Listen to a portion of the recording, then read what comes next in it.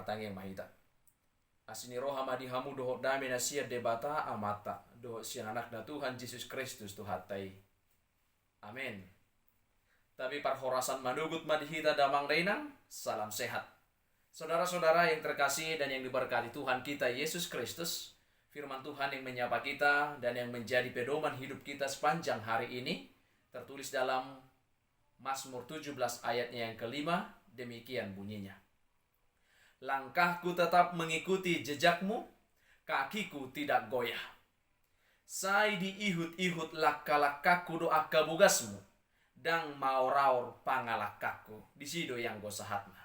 Saudara-saudara yang diberkati oleh Tuhan kita Yesus Kristus, semua kita pasti tahu dengan permainan catur atau olahraga catur yang membutuhkan strategi agar kita bisa memenangkan perlombaan atau olahraga tersebut. Jika Bapak Ibu gemar bermain catur, tentu Bapak Ibu harus memperkirakan beberapa langkah ke depan termasuk alternatif atau kemungkinannya. Satu langkah yang salah bisa membuat kita kalah di dalam pertandingan tersebut. Atau jika kita mengambil jeda, maka permainan pun terpaksa berhenti sampai kita melanjutkannya. Saudara-saudara yang terkasih dalam nama Tuhan kita Yesus Kristus, seperti itulah kira-kira gambaran dari rangkaian perjalanan kehidupan kita di dunia ini. Ada berbagai petualangan, ada berbagai perjalanan panjang yang harus kita jalani di dunia ini. Ada jumlah kemungkinan yang tidak terbatas dalam setiap langkah, dan itu membuat hidup menjadi lebih menarik dan penuh dengan tantangan. Jika demikian, tentu setiap langkah yang diambil harus benar-benar memperhatikan dan mempertimbangkan yang matang.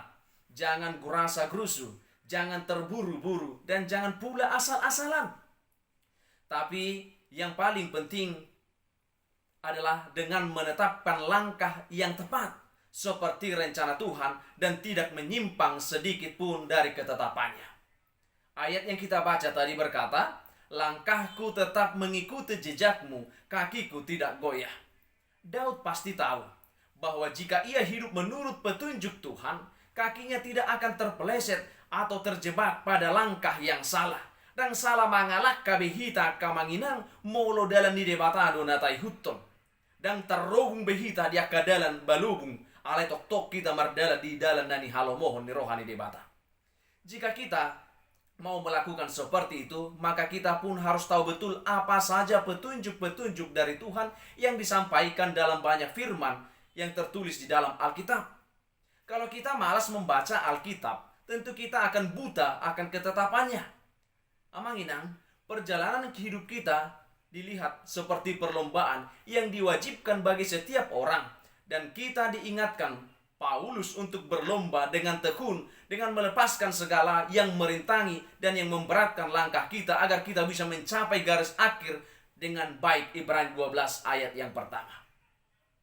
Jika hidup ini adalah bagian dari perlombaan yang saling terkait dan saling berhubungan dan tidak terputus di mana satu dengan yang lainnya, maka langkah berpengaruh besar terhadap langkah yang selanjutnya. Langkah yang pertama berpengaruh kepada langkah yang selanjutnya. Kita harus memperhatikan betul bagaimana setiap langkah diambil agar kita bisa menyelesaikan perlombaan yang diwajibkan itu dengan baik, tepat seperti yang diinginkan Tuhan atas kita. Damang dainang na pinasupasun itu hatta Yesus Kristus. Perjalanan hidup setiap orang tidaklah terlepas dari keluh kesah, kesusahan, kesedihan. Seseorang dapat mengalami keluh kesah karena kelalaian dalam pekerjaan dan penggunaan waktu yang tidak tepat, tidak menjaga tutur kata dan tindakannya, tidak menjaga kesehatannya dan lain sebagainya. Namun terkadang pula dijumpai bahwa keluh kesah dapat dialami oleh seseorang karena adanya rancangan atau tindakan jahat dari orang lain. Kemanakah kita harus membawa keluh kesah kita? Kemanakah kita harus melangkah untuk membawa semua pergumulan hidup kita? Bagaimana dengan keluh kesah yang dialami oleh sang pemazmur, yakni Raja Daud? Inilah pembelajaran yang berharga bagi kita di pagi hari ini. Sang pemazmur atau Raja Daud mengalami keluh kesah karena dituduh oleh musuh-musuhnya telah melakukan kejahatan. Mazmur 7 ayat 4 sampai dengan ayat yang ke-6.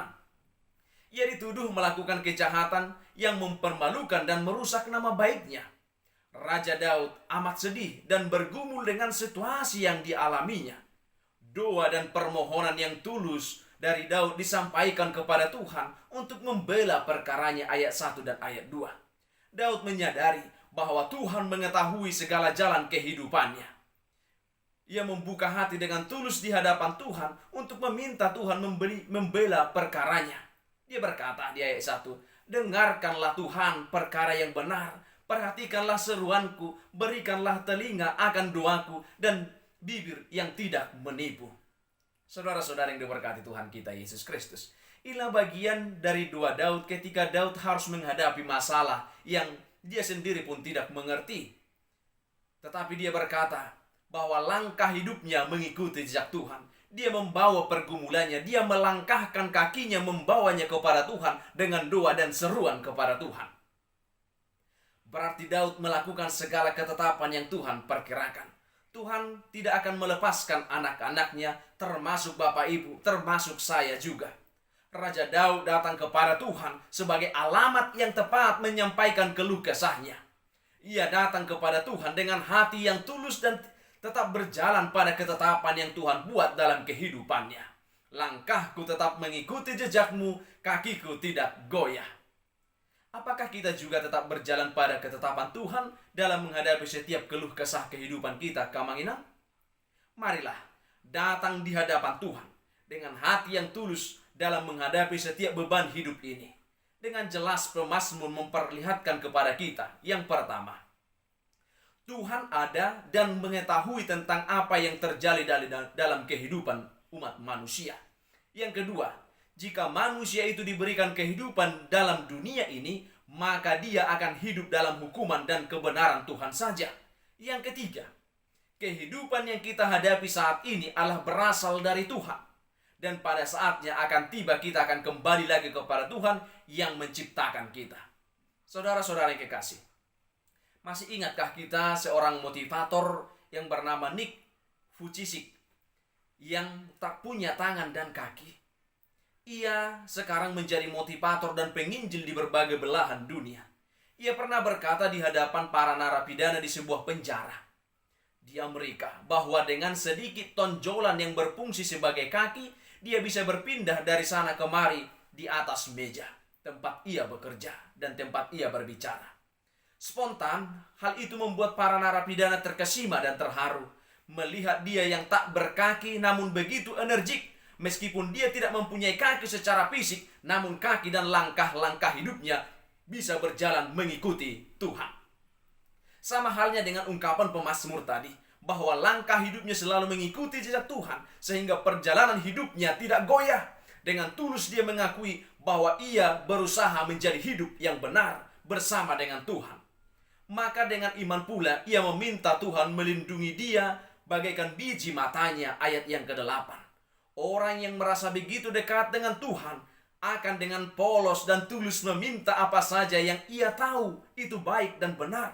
Sebaliknya, bila bermasalah dengan Tuhan, ada dosa yang mengganjal, ada perasaan malu dan tidak bebas meminta sesuatu kepada Tuhan. Mungkin inilah yang dirasakan Raja Daud sampai ia meminta Tuhan menyucikan hatinya, menuntun jalannya kembali ke jalan yang benar. Mazmur 139 ayat 23 dan ayat 24. Bagaimana dengan perjalanan hidup kita, Manginang? Barangkali langkah-langkah hidup kita nyaris mengikuti jalan kefasikan dunia, seperti yang digambarkan dalam Mazmur 1 ayat 4 sampai dengan 6. Kita sering dikonfrontir untuk sedikit saja tertarik ke jalan yang lebar, yang enak dan nyaman bagi kedagingan kita. Selalu ada tawaran yang menarik, ikut jalan salah atau jalan yang benar.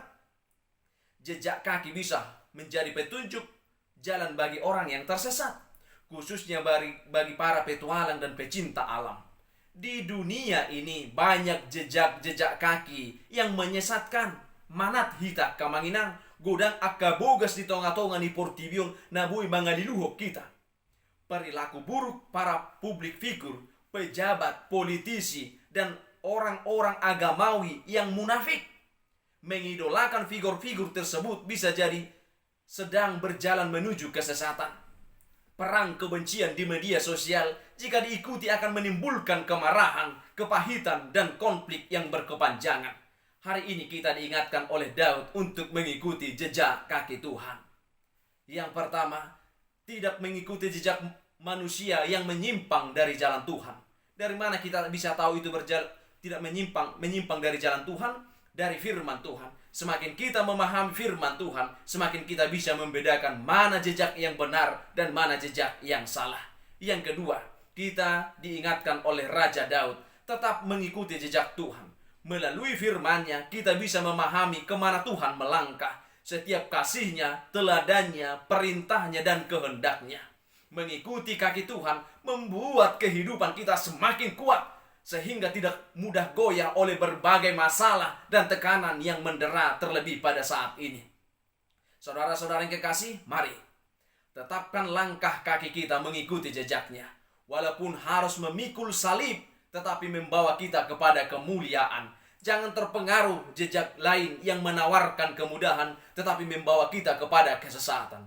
Berjalan di luar kehendaknya berarti berjalan tanpa arah yang jelas.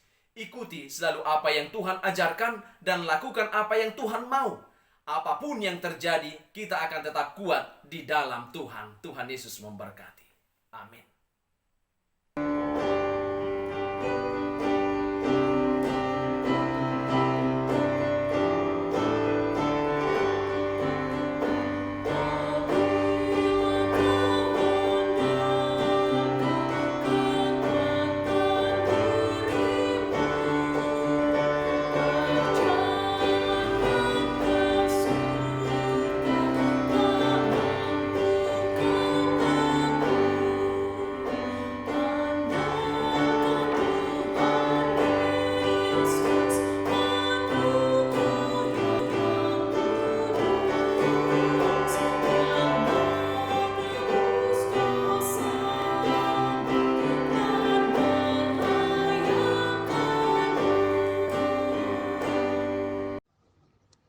Bapa kami yang di surga, dikuduskanlah namamu, datanglah kerajaan-Mu, jadilah kehendak-Mu di bumi seperti di surga. Berikanlah kami pada hari ini makanan kami yang secukupnya, dan ampunilah kami akan kesalahan kami, seperti kami juga telah mengampuni orang yang bersalah kepada kami. Dan janganlah membawa kami ke dalam pencobaan, tapi lepaskanlah kami daripada yang jahat. Karena Engkau yang punya kerajaan, dan kekuasaan, dan kemuliaan sampai selama-lamanya. Amin.